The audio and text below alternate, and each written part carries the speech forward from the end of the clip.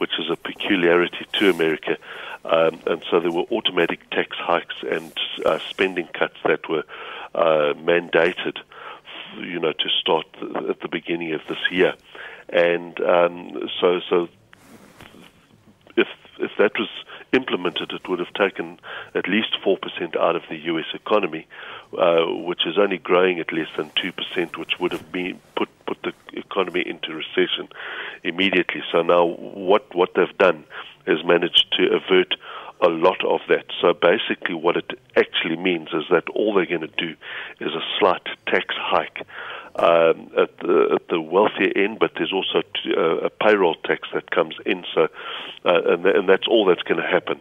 And that probably will mean that the economy will slow down as a result of that, but not as much as it would have if you actually had the fiscal cliff. But it also means that the actual budget deficit widens a bit, even though the politicians will say something else.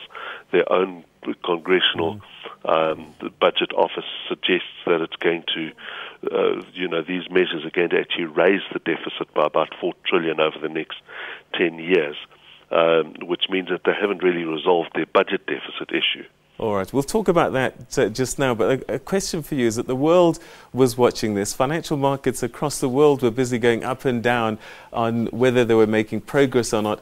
And the question is, this is a budget in the US. Why should the world be concerned?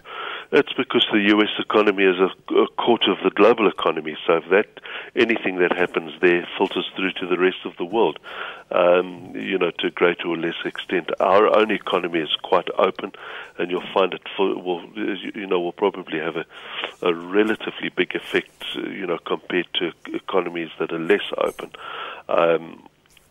And by openness, you check by the trade, the proportion of trade that contributes to an economy, and trade is quite important to the South African economy. All right, so let's get this straight. I mean, all they've done is delayed the issue. So in 2 months' time, we're going to have another fiscal cliff?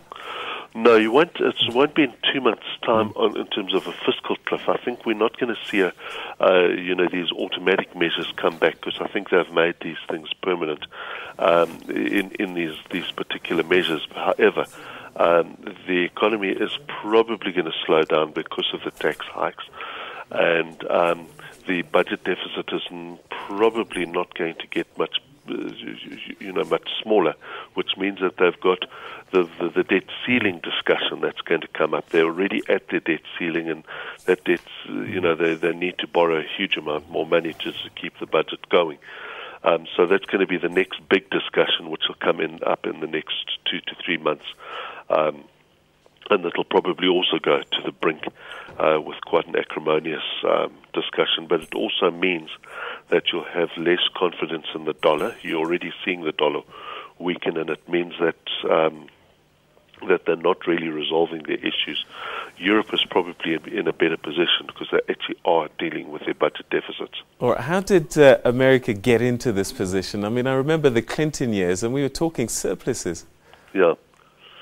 Well, basically, the Clinton years were artificial in a sense that you had a tech bubble which helped to raise revenues such as, or raise tax, the tax take, which helped to cover it. But basically, it's the problem of Western democracy as a whole is that to get into power you have to vote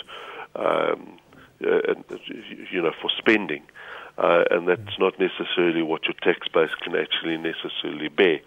And so more has been promised to electorates than what can be paid out by the tax base. And that's basically the fundamental problem. And the US is no different. So it's easier to get spending passed than spending cuts. And that's basically where they're facing their problems, is that spending doesn't create wealth, it consumes wealth.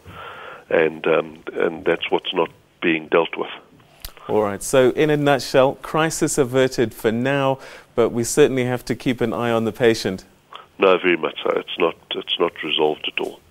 All right. Chris Hart, thank you very much indeed for sharing your thoughts with us on those deals that have been signed with the Republicans and the Democrats in the United States to avert the what they call the fiscal cliff. All right, let's